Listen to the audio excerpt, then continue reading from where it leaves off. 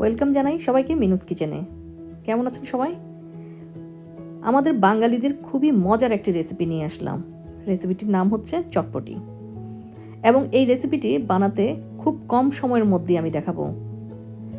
তো তার আগে দর্শক যারা এখনও আমার চ্যানেলটিকে সাবস্ক্রাইব করেননি তারা প্লিজ আমার চ্যানেলটিকে সাবস্ক্রাইব করে নিন এবং বেল আইকনকে প্রেস করে দিবেন।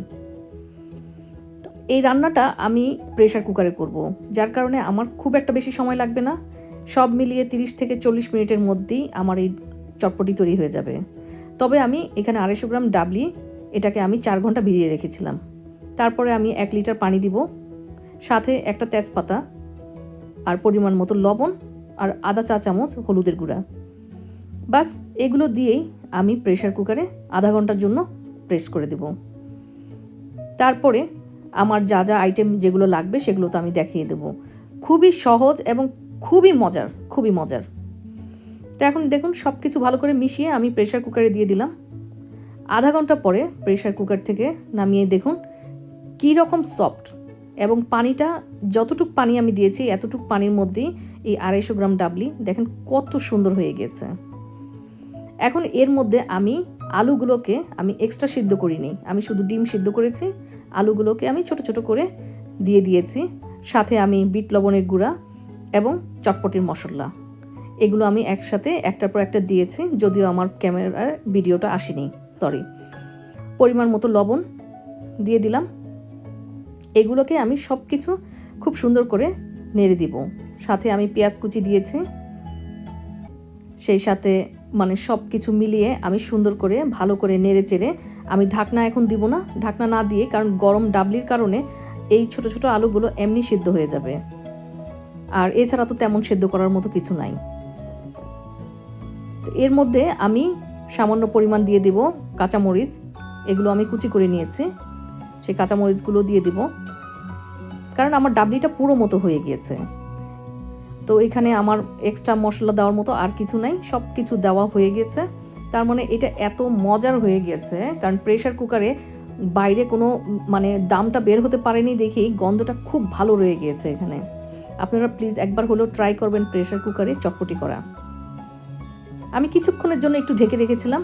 তো দেখুন এখন কি অবস্থা খুবই সুন্দর। আমার চটপটি একদম মানে তৈরি হয়ে গেছে। এখন আমি তৈরি করব তেঁতুলের চাটনিটা। কিভাবে এই তেঁতুলের মানে পানিটা তৈরি করতে হয়। তো এখানে আমি 100 গ্রামের মতো তেঁতুল ভিজিয়ে রেখেছিলাম, মানে 100 ml পানির মধ্যে। তো এখানে আমি দিব বিট লবণের গুঁড়া, সামান্য চিনি এবং চটপটির মশলা আমি একটু দিব, সেই সাথে আমার ভাজা জিরার গুঁড়া আর লবণ পরিমাণ মতো। এগুলোকে দিয়ে সুন্দর করে ভালো করে মিশিয়ে নেব। ভালো করে মিশিয়ে নিলে হয়ে গেল এই চটপটির যেই তেঁতুলের চাটনিটা। মানে এটা এমনিতেই খাওয়া যায়, কি যে মজা আমি কি বলবো আপনাদেরকে, আমার কাছে খুবই ভালো লাগে। আর জিরাটা অবশ্যই ঘরে ভেজে নেবেন, কারণ প্যাকেটের জিরাটার ফ্লেভার একদম বাজে থাকে। এটা রান্না করা চলে, কিন্তু চটপটির জন্য আপনারা জিরাটাকে ভেজে একটু গুঁড়ো করে নেবেন। তো দেখুন এখন ভালো করে মিশিয়ে নিলাম, ব্যাস তৈরি হয়ে গেল। এখন আমি চটপটিটা একটা প্লেটে নিয়ে এখন এখানে আমি মানে টপিংগুলো দিয়ে দিচ্ছি। ভাজা মরিচের গুঁড়া, ভাজা জিরার গুঁড়া, সাথে দিয়ে দিব পেঁয়াজের কুচি, সেই সাথে দিয়ে দিব ডিমটাকে আমি বয়েল করে ঝুরি করে নিয়েছি, সাথে দিব আমি ধনিয়া পাতা কুচি, কাঁচামরিচ কুচি, আর হ্যাঁ অবশ্যই চেষ্টা করবেন একটু লেবু দেওয়ার জন্য। লেবুটার কারণে কিন্তু খুব ভালো সেন্ট আসে। এবং মেন টপিং যেটা, সেটা হচ্ছে আমাদের তেঁতুলের চাটনি। এটা ছাড়া তো আমাদের চটপটির খাওয়ার কোনো টেস্টই থাকবে না। মানে সব কিছু মিলিয়ে কম্বিনেশন এত টেস্ট হয়ে যায়। এবং এই চটপটি কি মানে এটা তো আমি বারবার একই কথা বলি, সত্যি আমার নিজের কাছেও চটপটিটা এত ভালো লাগে, এবং আমার হাতে চটপটিটা আমার ছেলে মেয়ে সবাই খুব পছন্দ করে। তো দেখুন তৈরি হয়ে গেল, সাথে আমি একটা লেবু দিয়ে দিলাম, আর লেবুটা চিপে দিবেন, এটা খুব ভালো লাগবে। তাহলে কেমন লাগলো আজকে আমার এই রেসিপি চটপটি?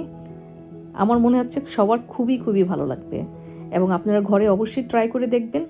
মানে এত মজার এই রেসিপি, এবং প্রেশার কুকারে এত কম সময়ে হয়ে যাবে যেটা বলার মতো না। আমরা অনেক সময় চিন্তা করে দেখি, বাপরে বাপ 5-6 ঘন্টা লেগে যায়, এই সেই, কিচ্ছু না। ডাবলি ভিজানো থাকলে ব্যাস আপনি তো মানে যে কোনো সময়, আমি তো ডাবলি ভিজিয়ে আমি ফ্রোজেন করে রেখে দিই, যখন মন চায় আমি চটপটি করে ফেলি এই এত সময়ের মধ্যে।